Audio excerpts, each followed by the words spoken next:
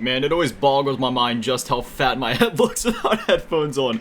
But anyway, back in October, I had made a video games pickups video where, I was just showing off some of the games I had picked up recently, along with a certain device called the RG35XX Plus. Now, this isn't a sponsored video by any means, nor was that original video sponsored. For those that don't know, I absolutely adore emulation devices, whether we're talking about the 35XX, the 35XX Plus, or other devices from other companies like A&EO, as well as the Retroid Pocket, which is one of my favorite emulation devices, period. But now that I've had this little guy for about 6 months now, 5-6 months, something like that, I figured it was time that I gave you guys an updated review of it, because at the time I was like, hey, I'm gonna play with it for a few months and I'll kind of give you guys my thoughts as we go along. And I've put a lot of time into this little guy and gotten a lot of use out of it in a lot of different ways that you probably wouldn't expect at first. So first things first, let's go ahead and cut to a little bit of gameplay, because as you probably noticed, there is an HDMI slot on this thing, which goes into something else we'll talk about later.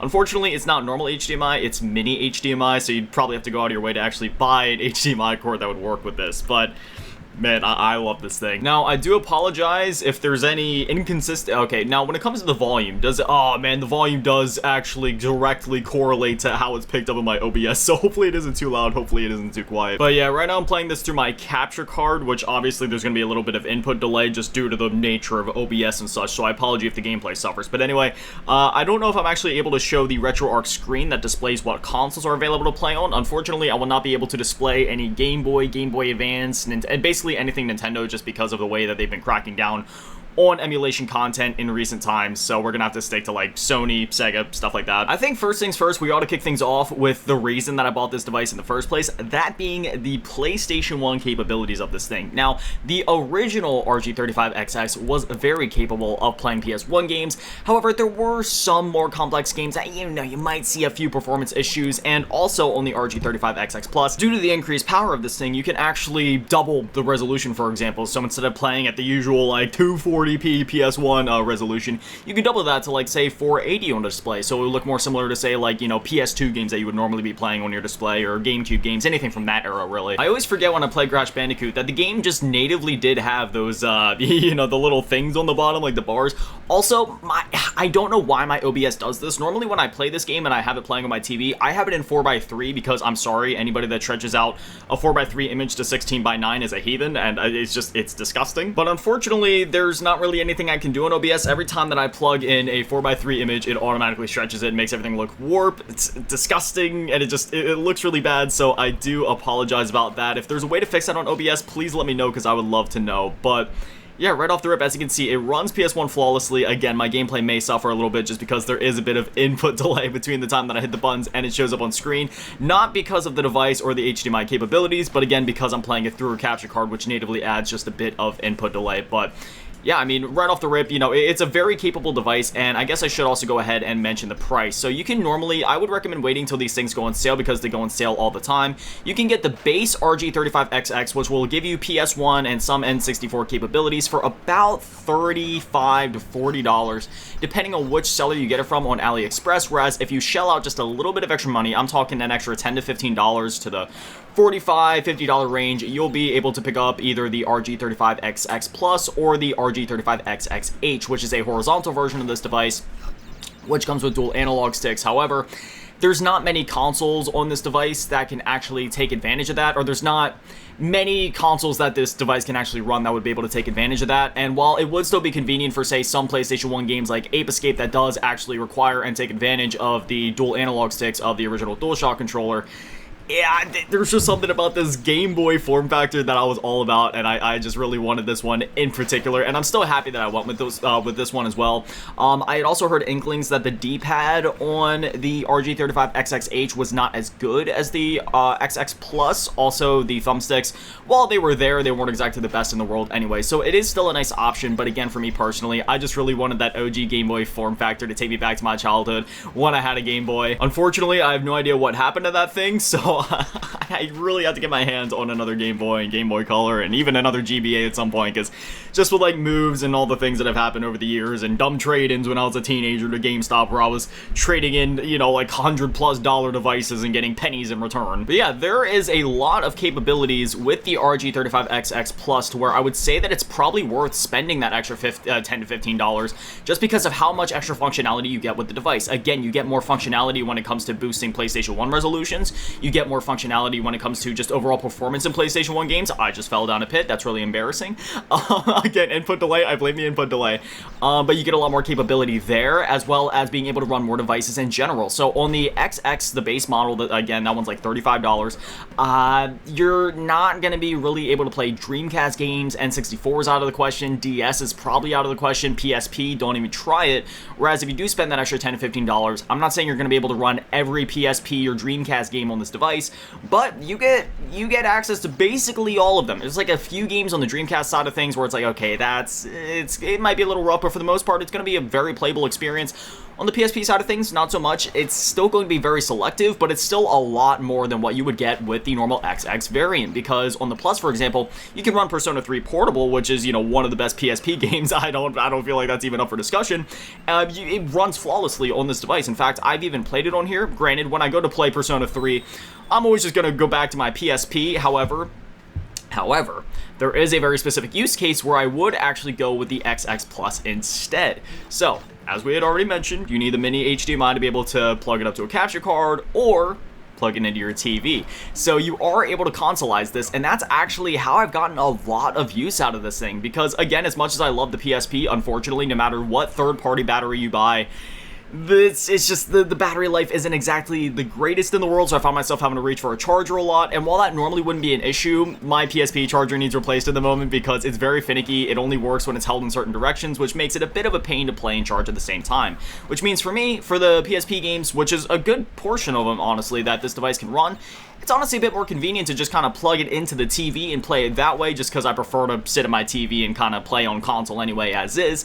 And another cool thing with this is that this device not only has Bluetooth, but you could also, I mean, there's a few ways you could go about it, right? You can either hook up, say, like a DualShock 4 to this thing via Bluetooth and then consoleize your games that way, or you could use a 2-in-1, you know, like USB thing where you plug it into the charger port, one goes out to the charger if you need to charge the device, and then another one just kind of goes out to the controller. It has a USB-C on it, so you'd probably, yeah, I don't see another port on this thing, so you'd probably have to get a USB-C to whatever cord you're using for your controller, right? So if you prefer to go wired, that's still an option. If you prefer to go wireless, that is most certainly an option. And again, you can consoleize this device. And the fact that you're getting not just, you know, all the 16-bit consoles, obviously, you're going to be getting Game Boy, well, that's technically 8-bit, but, you know, like Game Boy Advance, which Game Boy Advance is actually 32-bit. Okay, 16-bit examples, Super Nintendo, Sega Genesis. Yeah, obviously, you can run all of that stuff. And then you do get some functionality with some of the 32-bit devices. And very similarly to, say, a Nintendo Switch, you can just plug it in and plug it out at any time. If you're in the middle of a game, doesn't matter, just plug it in.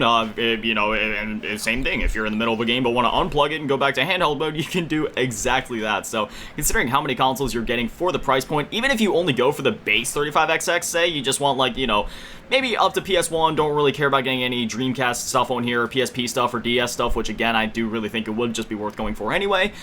You know, you're still gonna, $30 to be able to run all of that, that's absolutely fantastic. I do find the device overall to be very comfortable as well. I mean, you know, even if you do decide, like, hey, you know, I don't feel like hooking up a controller via Bluetooth or doing all this, you know, you just kind of want to plug it into the TV, but still keep playing on the device. I mean, that's literally what I'm doing right now. It is a very comfortable device. It has the triggers on the back so you can play, like, PS1 games, for example. Like, I love playing Resident Evil in this thing, and the D-pad is perfect because normally when I play PS1 games, I honestly just use the D-pad. Like, I know the PS1 later on had the DualShock with dual analog sticks, but I don't know, for a lot of PS1 games, like even 3D platformers like Spyro and such, I find it better and a lot easier, for me personally, subjectively, to just use the D-pad. It just feels like the game was made with that control scheme in mind, and in most cases, it actually was. I'm doing really terrible, by the way, I'm sorry. Some other functionality of this device include, man, I'm just getting stomped right now, includes 2 SD cards, which is very convenient, because if you wanted to, say, just stick with the default SD card that comes with the device, which I'd probably recommend replacing it. You can just get that one on to kind of, boot up the software, and then in my case, I think I put in a 256 6GB SD card. Honestly, even then, I kind of had some more games I wanted to put on it, so I could have bumped up to like a, you know, like 400 SD or 512 maybe if I wanted to go all out, but I mean, 256, it'll do. As you saw there, PS1 games obviously run phenomenally, so now we're going to be going to a 16-bit system, because even though it isn't as demanding, obviously, it's still just kind of cool to show that stuff off. So once again, it will be stretching out a 4:3 image. Well, not technically 4:3, because Sega Genesis had like a different aspect ratio. It was one of those consoles, had a very specific aspect ratio. But, yeah, you know, it's still going to be stretched out, so it's still going to look a little weird, but you'll still get a feel for how the games run, which, as you would expect, they run perfectly fine. You gotta rock around and jab them. Man. Streets of Rage 2. Love this game so much. I love Streets of Rage in general. I'm so glad that they put out Streets of Rage 4 a few years ago. Just such an amazing game. I hope they do a 5. At this point, I feel like I've said a lot of what I wanted to say about the device. At this point, we're just kind of playing the game. You know, we talked about the price. We talked about the different functionalities of it, the SD card slots. It does have a headphone jack, which is really nice. You know, I know that may not sound like a huge thing, but considering how many phones nowadays don't even come with headphone jacks, you know, that is worth mentioning. But otherwise, yeah, you got all the buttons you would need for basically anything up to the PS1, again, including the triggers. And then when it comes to battery life, this thing has a very good battery life. Like, it lasts for a pretty long time. I'm able to get a lot of usage out of it before I even have to think about charging it, and I can usually get multiple play sessions out of it. So that's obviously a good thing, because if the device had a bad battery life, that would honestly knock off a ton of points for me. Also, I know this was earlier in the conversation, but I know I was talking about how sometimes it gets annoying when I have to charge my PSP at the same time as I'm playing, so I tend to just play some of those PSP games on the TV via the RG35XX, you know, when I hook like the DualShock up to the RG35XX to play the games that way. I know there may be some people like, hey, you know you can do that with the PSP, right? You know, you can plug it into the TV and then just charge it that way.